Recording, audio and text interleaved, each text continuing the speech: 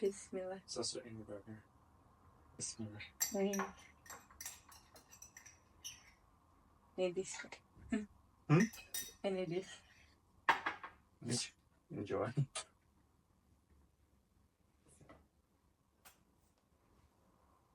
So, what do you think? Are you proud of my ability to cook? Yeah. Yeah. Very much so. Didn't think I was able to do this.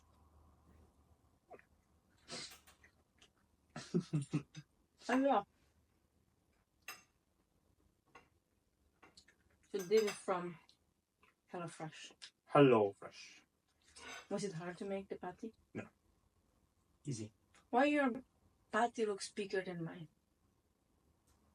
No.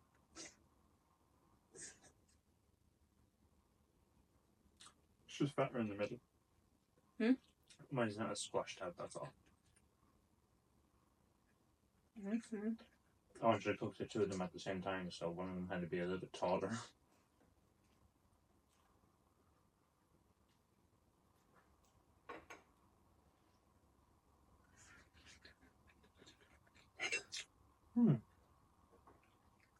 I have to teach class in 52 minutes.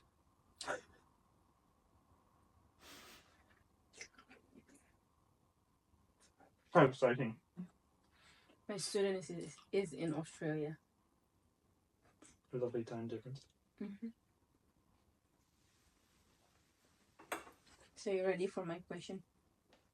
I suppose so. So I'm gonna ask you a question from this list, and then you're gonna ask me the question from this list as well. Okay? As in, you ask me A, I ask you what are your thoughts on A? No, I mean I ask you A, and then you will answer. Yeah.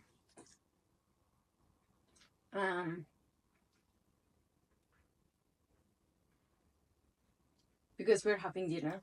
Mm-hmm. First question is about family and relationships. Okay. How do family traditions strengthen relationships? How do they strengthen them? I don't know. It sets like a firm structure in terms of the family unit. Let's say, for example, you have dinner at the kitchen table every evening, and then every evening you have a discussion on the current events within the family, like how someone get on at school, all that type of stuff. It sets that kind of structure of, oh, if I have something I want to say to the family, I have family dinner, I can say it to. Now, it doesn't have to be every day. Some families do it like every week, once a week. Mm-hmm.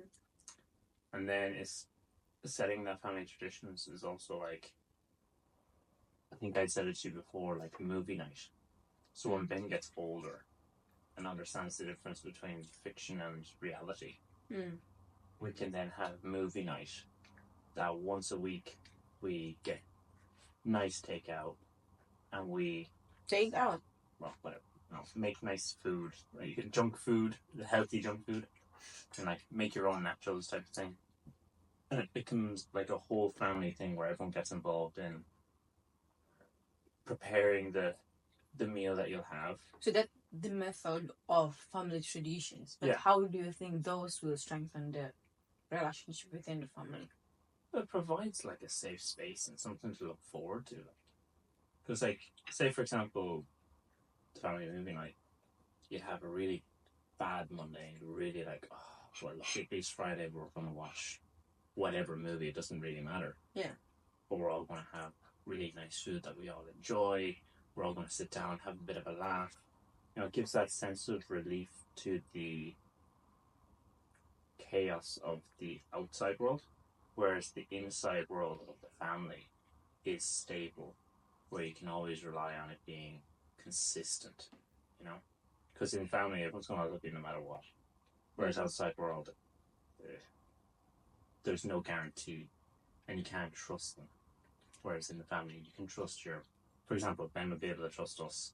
That we'll always be there for him, we'll always love him. Because we're his mom and dad. So we're reinforcing, really, that message to him. You know?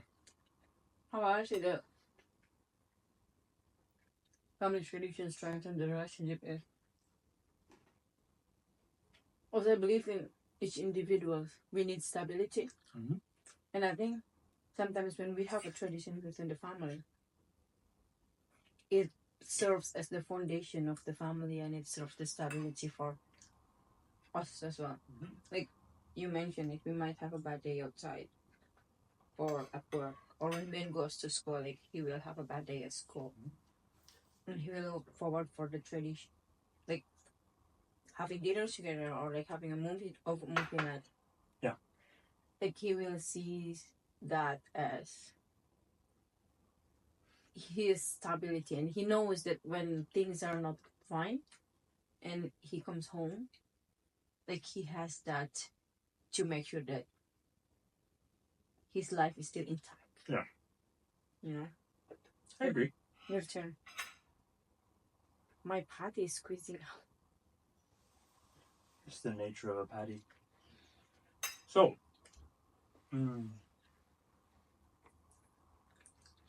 what strategies can be used in resolving conflicts in the family? Okay. Communication. Yeah. Period.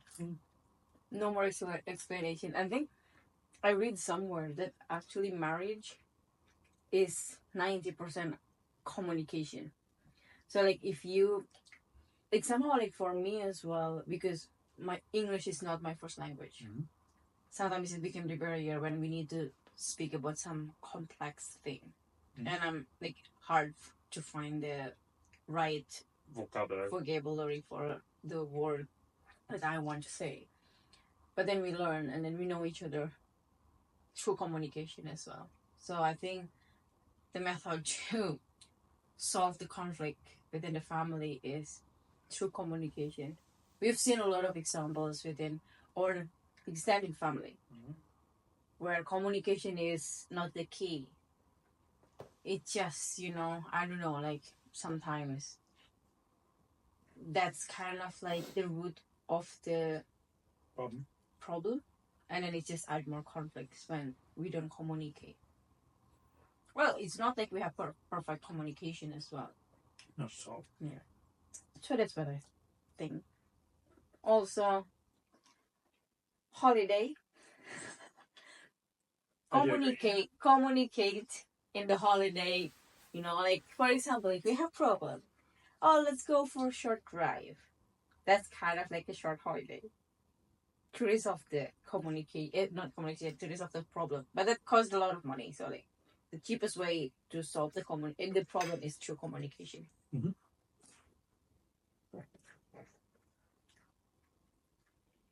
Is it nice? Mm-hmm. You getting full? Not yet. Good. Right, my turn.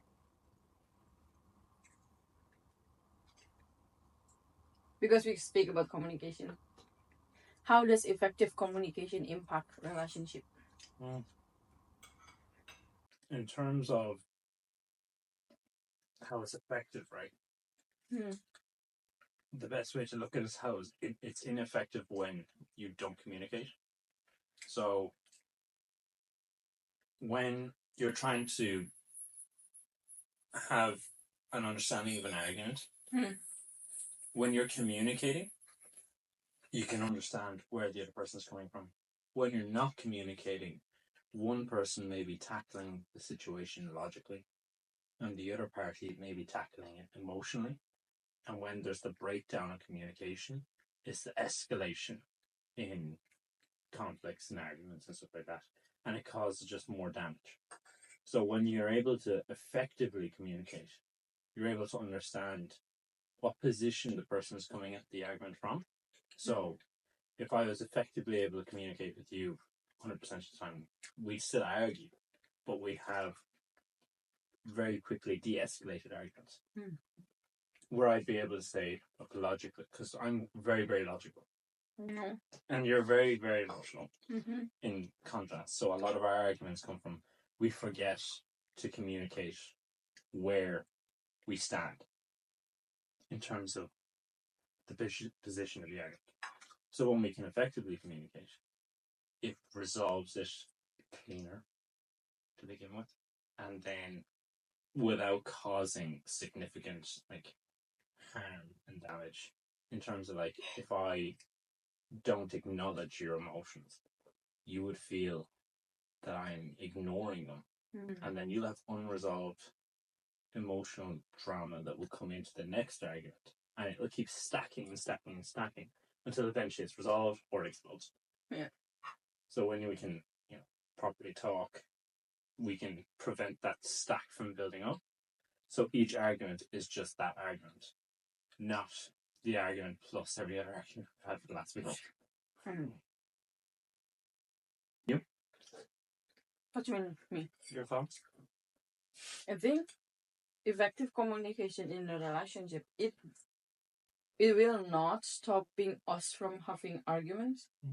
But I agree with you. It will help us to de-escalate sooner rather than later.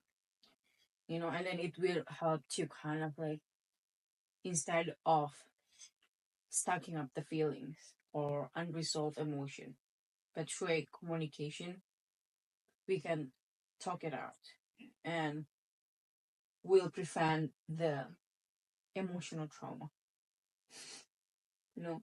But it's also hard. Sometimes, like, I don't know with you, I know that you're very logical, because I think most men are logical. Like, for me, and like, I'm extra emotional as well. Sometimes it's just hard to communicate what I feel. It's hard to put it into the words. Yeah. I can understand that, because if you were to ask me to explain something emotionally to you, I wouldn't be able to tell you. Because I just don't have the... I don't have the emotional vocabulary. But I don't either. I don't know. But you would have more of a grasp of it than I would, because I spent years just not acknowledging the fact that I had emotions. So it's left me in a position where I only think logically, because I just don't pay any attention to the emotional aspect of it. Well, now I'm doing much better. But if you were to ask me to explain how I feel, I always say I say it in the wrong way. Like, it sends you down a rabbit hole, and it turns out that because I've said it in a way that doesn't actually explain how I feel, you're trying to aid me with something that isn't the issue. So realistically, you need to brush up on that emotional vocabulary. I think that's a good idea. Yeah. We're gonna use that a session talking about the emotional vocabulary. Because we teach English as well, it's gonna be a good topic for our students. Anyway, your turn.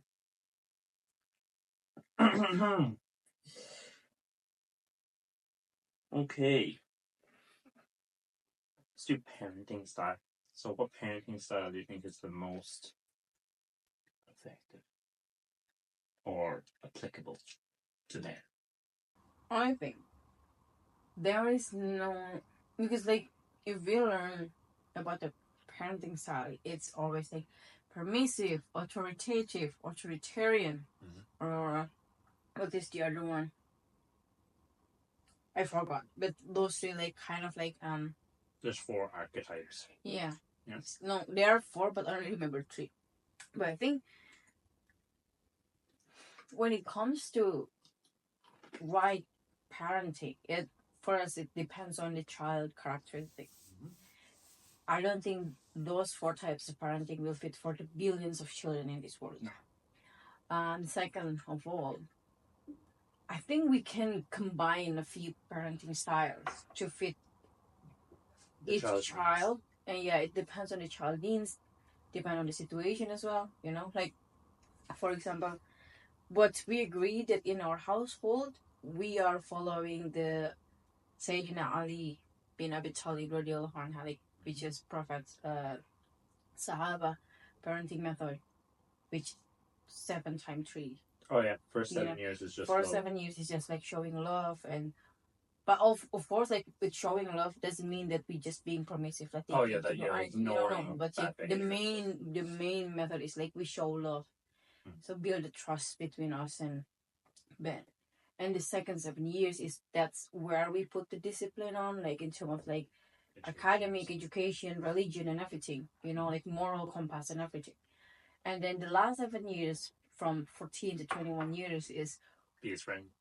More like friends, and also more like we ask Ben to discuss and everything, talk, express his point of view, and then we take his consideration, we take his opinion feedback as well. We take his feedback. So I think it also needs to combine between. Sometimes you need to be authoritarian, but sometimes we need to be authoritative. Yeah. So we are exploring. We are first-time parents. Figuring it out as we go. Write the book. Sometimes the theory is like this, but then practically it's different. For example, there is a time when I think that Ben needed me to be really soft with him. Yeah. But also there's a time I think that no, I cannot be soft to him. I need to, like, for example, bedtime. Like I'm always be really soft with him on bedtime. Yep. Resulting like he would never go I just want to go chat with mommy, like I don't want to go to sleep because I just want to chat. But then one time, like I was like, I'm so tired, and he was still chatting. Not chat with me because like I was napping. Yeah. I already fell asleep, and then he was chatting with his daddy, and I said, Ben, sleep. Like in Indonesia, sleep is tidur. I said to him, tidur. He was like, nah, mommy's just like like mommy's not serious. I'm just gonna chat more. And I was like, Ben, tidur. I said it, like I don't know, like I put the intonation, and he's like, oh, she's serious now, and he's like, okay, So it really depends on the situation.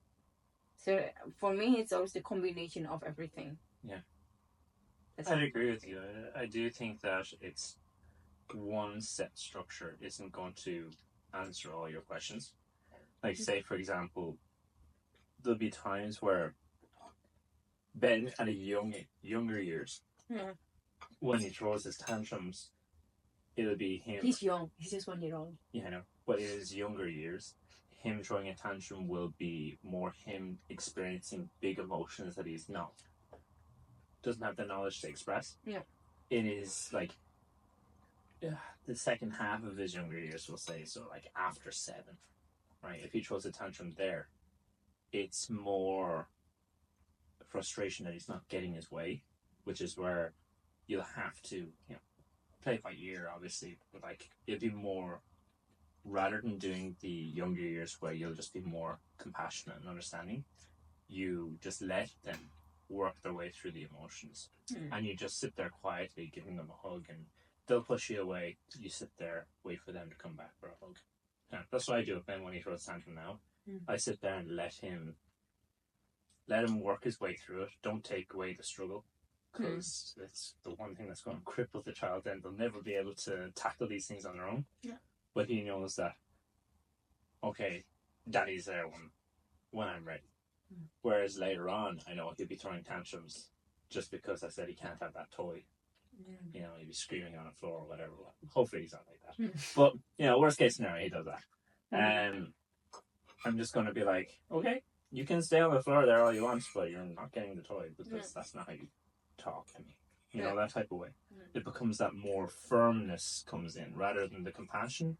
They'll have to ease off to let the firmness and the discipline come in the second half of the 7 years. Yeah.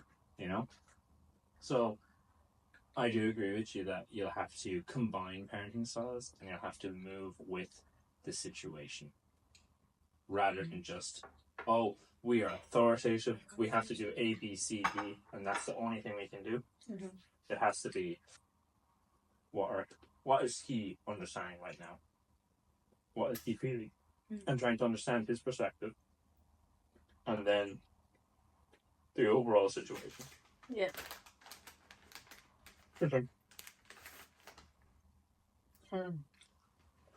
I guess we're gonna go with this. Food nearly finished though, so the discussion nearly finished. But I'm gonna close this with the tough one. They're all tough questions. This one is tougher. Oh yeah.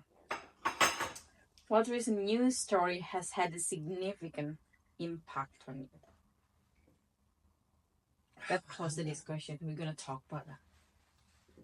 Okay, so the most recent thing, obviously, being Donald Trump getting shot, right? that has listen. impact. Let me elaborate. Right. Okay.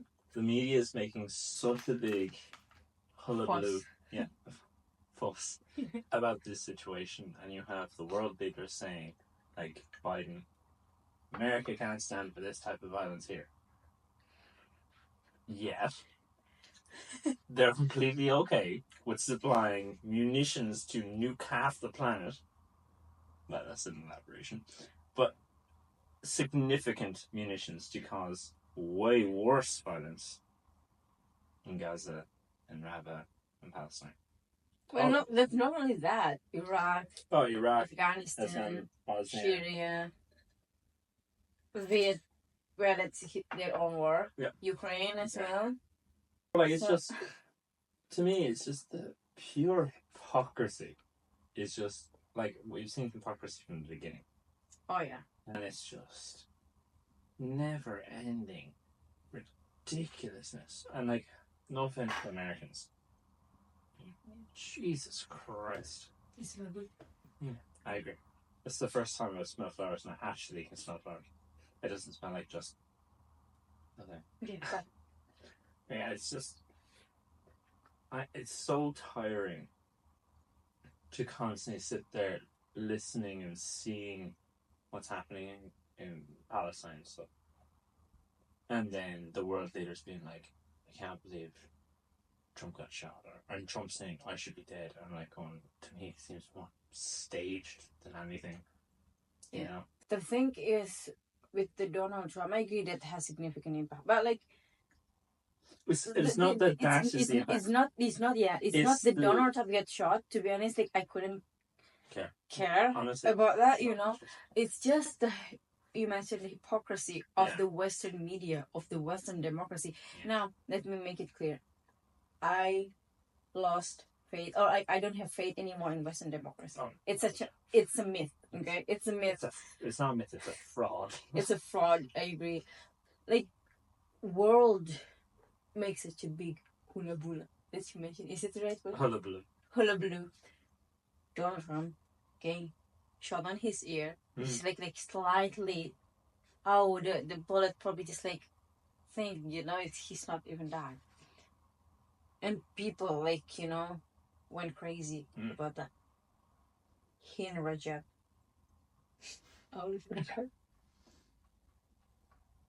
355 bullets.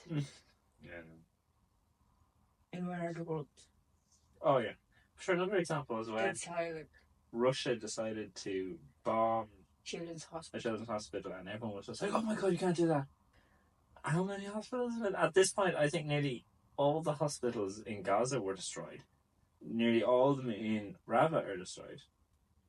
And not a word said. It's just the normal people out on the street protesting, being like, going, you can't let this happen. And all the world leaders like, oh yeah, this is very bad, it's very complicated, there's two sides. Be like, oh, it's literally just genocide. The thing that made me really upset was our lovely Prime Minister, who was a TikToker, Simon Harris. Yeah.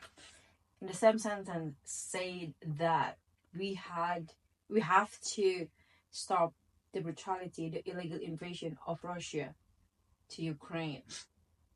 Yes. And then he said, we also need immediate ceasefire for the humanitarian catastrophe happens in Gaza. He didn't mention any illegal invasion. He didn't mention any illegal occupation. I know. Literally They're happening for like more than 75 years. But in the same sentence, like, he agreed. I agree that any illegal invasion is such a brutality.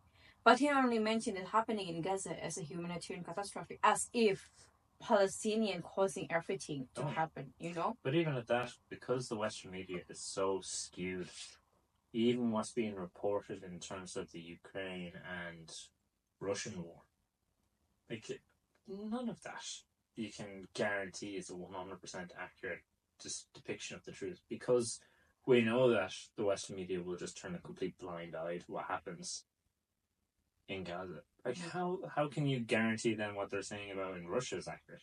Yeah. You know, you can't have it at this one point, side and then ignore the other side. It has to be complete, like, description of the truth. At this point, I don't believe any mainstream media reporter. If they say you are a terrorist or you are a bad guy, meaning that you are the opposite. Right? Yeah. Because, I mean that I'm not a big fan of North Korea. I'm not a big fan of China. I'm not a big fan of Russia.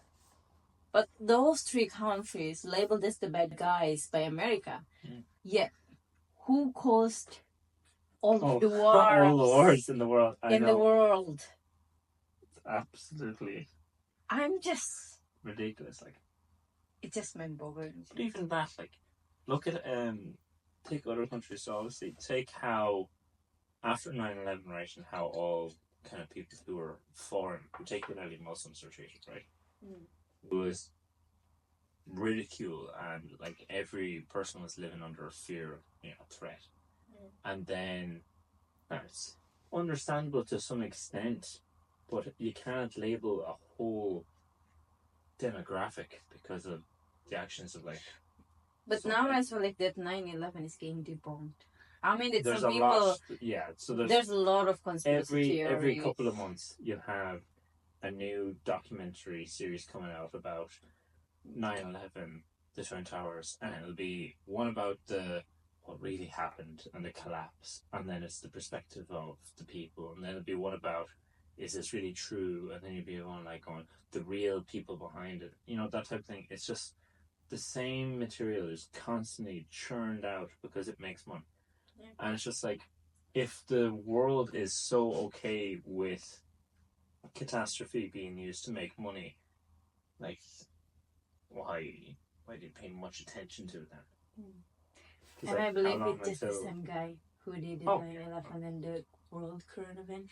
Anyway, have you heard about this? I know that now Israel has been using the October 7 as if like it's the new 9/11, But they've revealed. Have you heard the newest news that it's the Hannibal directive? Hannibal directive. Is this the one where they go and shoot their own people? Yeah. And then blame on everyone else? Yeah. So actually, Israeli IDF, they knew that Hamas going to attack. Yeah. And they actually already assess where Hamas can attack with, like all of their stage thingy. And they've decided the Nova Music Festival. The IDF and the Israelis actually approved that Nova Music Festival is the target. Mm-hmm. And then they created this whole chaos. We know that they killed their own people. Mm-hmm. Now, YouTube might ban our video, this one, but I want to get this out. But to be fair, a lot of people know this already. Not the first time we've been banned or had videos removed, or like, I think you're on a daily basis shadow banned. Yeah. Anytime you've uploaded a video, half the time it's just not uploaded because they're like going immediately removed. Yeah. Or you'll put something up on your story, be like going, this is in breach, you're no longer allowed to be monetized, and you're like, okay. Mm. So like it's just like the threat of social media has no impact on me at all. No, I know. And I don't care, I just need to speak this out.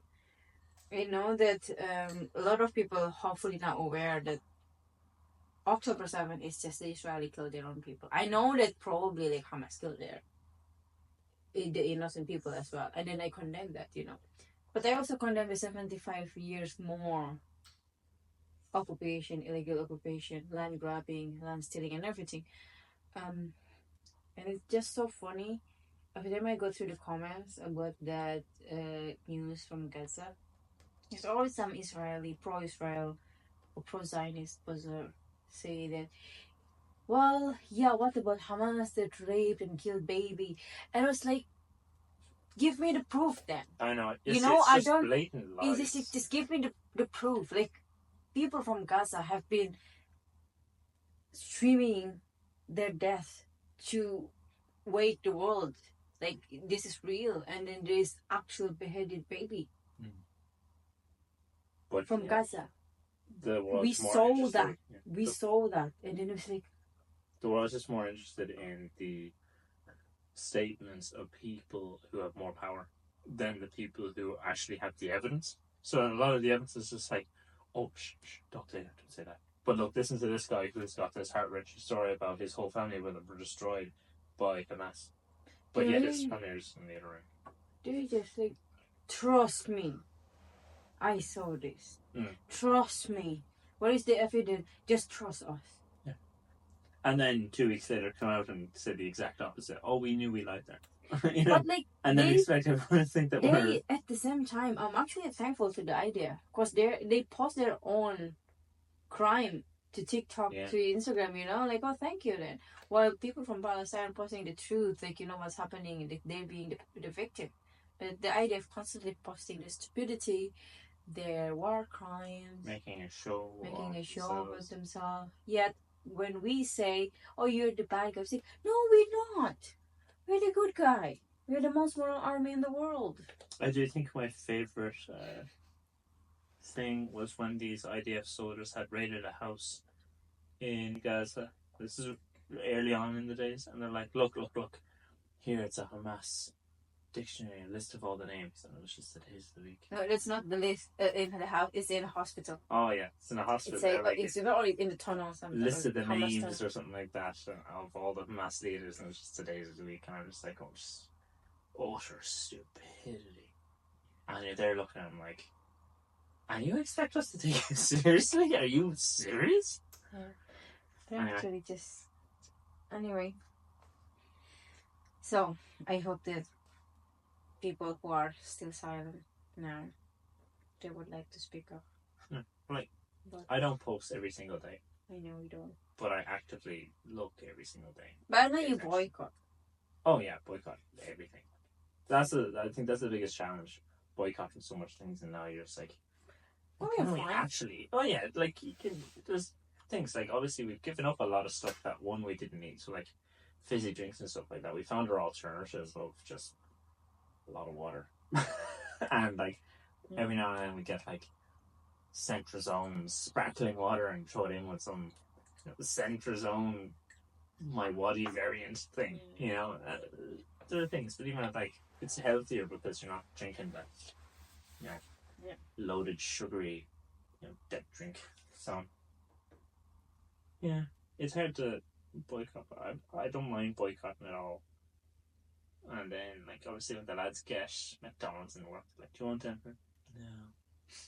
They're like, you sure? And I go, oh yeah, 100% sure. And they're like, oh, okay. Do you want a hash brown? No.